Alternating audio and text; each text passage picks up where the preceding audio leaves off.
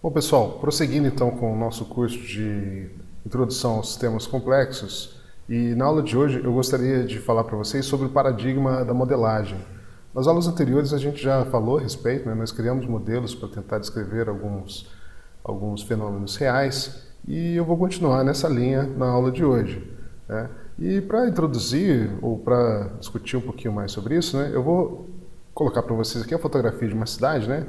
E eu trouxe aqui essa imagem, né, para que vocês tenham uma ideia da complexidade que é a realidade, né? Se você quiser entender a cidade em todos os seus aspectos, em toda a sua completude, você teria que entender como cada variável que descreve essa cidade interage com cada uma das outras variáveis, né? Por exemplo, se eu quiser entender a cidade em toda a sua complexidade, eu teria que entender o que cada indivíduo está fazendo com os demais indivíduos, qual o papel de um certo prédio dentro dessa cidade, qual o preço de uma casa, qual que é o preço de um produto que está sendo vendido, em que rua está um determinado carro em determinado momento. Enfim, né, existe uma quantidade imensa de variáveis, imensurável de variáveis, que eu teria que dar conta e assim, a partir disso, conseguir descrever a minha cidade.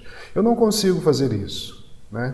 Então, dado a nossa incapacidade de dar conta de todas essas variáveis envolvidas, nós aprendemos a criar versões mais simples da realidade e aí tentar entender essas versões mais simples, né? Aí que vem a palavra modelo, né? Nós criamos modelos da realidade, tentamos entender esses modelos e a partir do entendimento desses modelos nós criamos algum tipo de insight para descrever a realidade, né? Ainda que no contexto de cidades, suponha que eu queira tirar algum tipo de informação de uma cidade, né? Eu entendo que eu tenho uma quantidade imensa de variáveis, mas para alguns determinados fins eu preciso apenas de uma parte dessa quantidade imensa de variáveis. Suponha que eu queira ir à casa de um amigo, por exemplo, né? Então, eu não preciso de todas as informações disponíveis, eu preciso apenas de algumas. Então, cabe a mim identificar quais são essas informações que são necessárias para que eu consiga realizar alguma tarefa, né? No caso, ir à casa do meu amigo.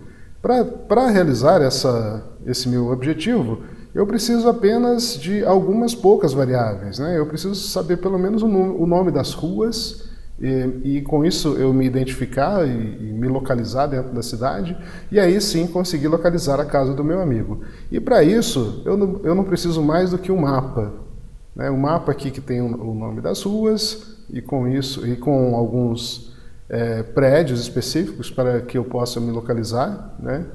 E a partir desse mapa eu consigo atingir o meu objetivo, eu consigo chegar à casa do meu amigo. E note que aqui, esse mapa tem apenas uma quantidade ínfima de informações da minha realidade. Se eu tivesse que lidar com todas as informações da realidade, eu provavelmente não conseguiria chegar à casa do meu amigo. Mas se eu elimino as variáveis que não são necessárias nesse contexto e deixo apenas as variáveis que são interessantes, que são úteis para mim nesse momento, então eu consigo ter um modelo, ou seja, um mapa, e desse mapa eu consigo atingir, e com esse mapa eu consigo atingir o meu objetivo. Fato que não seria possível se eu analisasse a realidade com toda a sua completude, né? Com toda a sua complexidade. Então aqui eu tenho um processo de modelo, né? Eu tenho um modelo para descrever a minha realidade, mas nem sempre é fácil você distinguir quais são as informações úteis dentro de uma infinitude de informações, né? E para trazer para vocês de uma forma lúdica, né, de como eu poderia tirar informações da realidade ou abstrair algumas informações não úteis em determinado momento, eu trago para vocês aqui o pintor Pablo Picasso, que ele tinha a intenção de fazer um desenho de um touro de forma a ser o mais simples possível. Ele gostaria de fazer traços que ainda se encarregasse a essência do touro, mas que fosse apenas poucos traços. E nesse processo, ele começa a desenhar o touro com um desenho bastante complicado, né? com com mais detalhes, e aos poucos ele vai refazendo o desenho, mas com menos detalhes. Ele vai abstraindo, né? Então ele passa para outros desenhos. Aqui ainda está um pouco complicado, né? E aos poucos ele vai reduzindo a quantidade de informação presente no desenho, né? E até chegar no desenho final, em que ele considerava que seria, que é esse que está apresentado na tela, que seria o desenho mais simples possível, que ainda assim guardasse algum tipo de informação sobre o touro, né? Carregasse a essência do touro, né? No caso aqui o touro seria a realidade, e esse traço ou esse desenho seria o modelo mais simples para descrever a realidade. No caso, o desenho mais simples que ainda assim carregue a essência do touro. Então esse é o processo de modelagem, né? De você tentar trazer para condições simples o que seria uma realidade muito complicada, né? Então aqui está o conjunto de todos os desenhos aqui do Picasso, né? Enfim, né? O modelo ele tem que ser uma representação da realidade, né? Ele tem que ser uma representação simples da realidade. Não só uma representação, mas tem que ser uma representação simples. E além disso, ele deve capturar a essência do sistema real. Então não adianta ser muito simples, mas tão simples a ponto de não recuperar algum tipo de fator essencial da realidade. Ele precisa ser simples sim, mas ainda assim ele tem que carregar a essência do sistema real.